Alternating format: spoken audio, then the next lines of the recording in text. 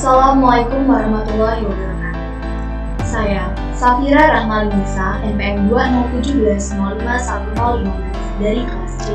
Di video kali ini saya akan menjelaskan mengenai dinamika demokrasi di Indonesia. Pengertian demokrasi. Istilah demokrasi berasal dari pengenalan kata bahasa Yunani yakni demos dan kratos atau kratein. Demos berarti rakyat dan kratein berarti pemerintahan. Jadi demokrasi berarti pemerintahan rakyat. Salah satu pendapat terkenal yang dikemukakan oleh Abraham Lincoln di tahun 1863 yang mengatakan demokrasi adalah pemerintahan dari rakyat, oleh rakyat, dan untuk rakyat. Government of the people, by the people, and for the people. Ahmad Sanusi mengutarakan 10 pilar demokrasi konstitusional Indonesia menurut Pancasila dan Undang-Undang Dasar Negara Republik Indonesia tahun 1945, yaitu 1. Demokrasi yang berketuhanan yang Maha Esa. Artinya, seluk-beluk sistem serta perilaku dalam menyelenggarakan kenegaraan harus taat azas, konsisten, atau sesuai dengan nilai-nilai dan kaidah-kaidah dasar ketuhanan yang Maha Esa. 2. Demokrasi dengan kecerdasan. Artinya, mengatur dan menyelenggarakan demokrasi menurut Undang-Undang Dasar Negara Republik Indonesia tahun 1945 itu bukan dengan kekuatan naluri, kekuatan otot, atau kekuatan massa semata. Pelaksanaan demokrasi itu justru lebih menuntut kecerdasan rohani, kecerdasan akidah, kecerdasan rasional, dan kecerdasan emosional. 3. Demokrasi yang berkedaulatan rakyat. Artinya, kekuasaan tertinggi ada di tangan rakyat. Secara prinsip, rakyatlah yang memiliki atau memegang kedaulatan. Dalam batas-batas tertentu, kedaulatan rakyat itu dipercayakan kepada wakil-wakil rakyat di MPR, DPR atau DPD, dan DPRD. 4. Demokrasi dengan rule of law. Hal ini mempunyai 4 makna penting. Pertama, kekuasaan negara Republik Indonesia itu harus mengandung, melindungi, serta mengembangkan kebenaran, hukum, legal truth. Kedua, kekuasaan negara itu memberikan keadilan, hukum, legal justice. Ketiga, kekuasaan negara itu menjamin kepastian hukum, legal security. Keempat, kekuasaan negara itu mengembangkan manfaat atau kepentingan, legal interest, seperti kedamaian dan pembangunan.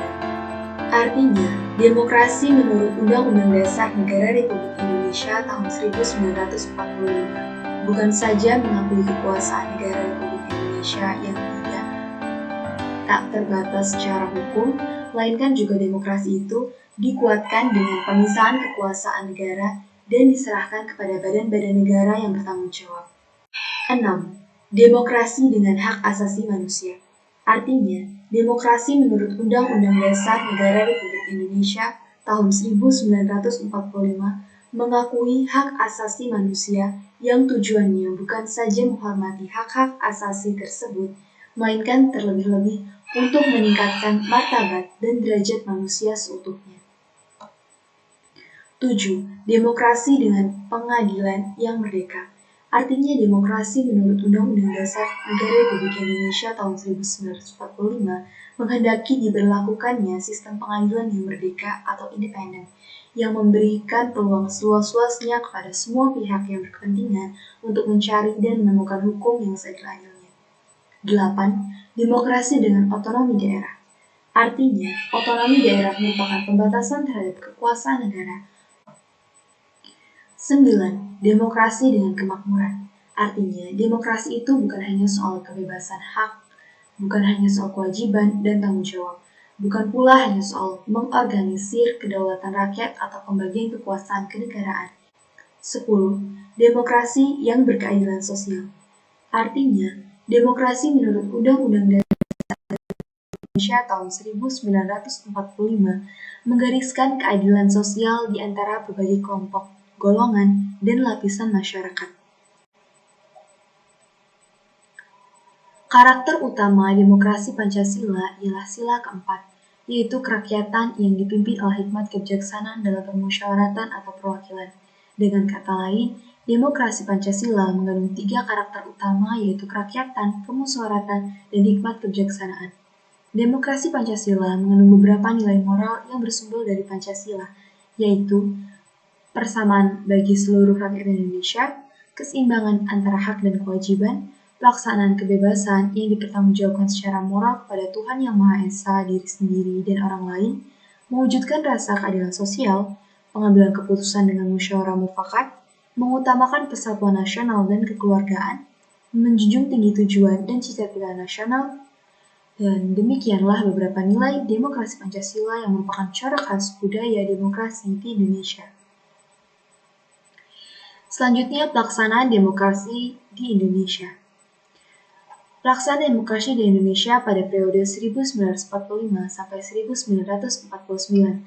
Pada masa pemerintahan revolusi kemerdekaan ini, pelaksanaan demokrasi baru terbatas pada berfungsinya pers yang mendukung revolusi kemerdekaan, sedangkan elemen-elemen demokrasi yang lain belum sepenuhnya terwujud karena situasi dan kondisi yang tidak memungkinkan. Hal ini dikarenakan pemerintah harus memusatkan seluruh energinya bersama-sama rakyat untuk mempertahankan kemerdekaan dan menjaga kedaulatan negara, agar negara kesatuan tetap hidup. B. Pelaksanaan demokrasi di Indonesia pada periode 1949 sampai 1959. Periode kedua pemerintahan Negara Republik Indonesia ini berlangsung dalam rentang waktu 1949 sampai 1959. Periode ini terjadi 2 kali pergantian Undang-Undang Dasar. Pertama, pergantian Undang-Undang Dasar 1945 dengan Konstitusi RIS pada rentang waktu 27 Desember 1949 sampai dengan 17 Agustus 1950. Dalam rentang waktu ini, bentuk negara kita berubah dari kesatuan menjadi serikat. Sistem pemerintahan juga berubah dari presidensial menjadi kuasi-parlementer.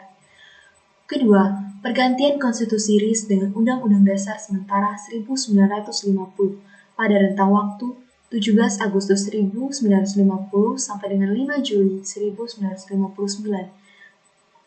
C. Pelaksanaan demokrasi di Indonesia pada periode 1959 sampai 1965. Kinerja Dewan Konstituante yang berlarut-larut membawa Indonesia ke dalam persoalan politik yang sangat pelik. Negara dilingkupi oleh kondisi yang serba tidak pasti, karena landasan konstitusional tidak mempunyai kekuatan hukum yang tetap karena hanya bersifat sementara. Oleh karenanya, Presiden Soekarno mengeluarkan suatu dekrit pada tanggal 5 Juli 1959 yang selanjutnya dikenal dengan sebutan Dekrit Presiden 5 Juli 1959. D. Pelaksanaan demokrasi di Indonesia pada periode 1965 sampai 1998. Era baru dalam pemerintahan dimulai sejak melalui masa transisi yang singkat, yaitu antara 1966 sampai 1968, ketika Jenderal Soeharto dipilih menjadi Presiden Republik Indonesia. Era yang kemudian dikenal sebagai Orde Baru, dengan konsep demokrasi Pancasila. E. Pelaksanaan demokrasi di Indonesia pada periode 1998 sampai sekarang. Penyimpangan-penyimpangan yang terjadi pada masa pemerintahan Orde Baru pada akhirnya membawa Indonesia kepada krisis multidimensi yang diawali dengan badai krisis moneter yang tiada ujung reda. Krisis moneter tersebut membawa akibat pada terjadinya krisis politik, di mana tingkat kepercayaan rakyat terhadap pemerintah begitu kecil. Saat itu, kepemimpinan nasional segera beralih dari Soeharto ke Habibie. Hal ini merupakan jalan baru demi terbukanya proses demokratisasi di Indonesia. Dalam masa pemerintahan Presiden Habibie inilah muncul beberapa indikator pelaksanaan demokrasi di Indonesia. Pertama, diberikannya ruang kebebasan pers sebagai ruang publik untuk berpartisipasi dalam kebangsaan dan kenegaraan. Kedua, diberlakukannya sistem multipartai dalam pemilu tahun 1999. Dua hal yang dilakukan Presiden Habibie di atas merupakan fondasi yang kuat bagi pelaksanaan demokrasi di Indonesia pada masa selanjutnya. Demokrasi yang diterapkan di negara pada era reformasi ini adalah demokrasi Pancasila.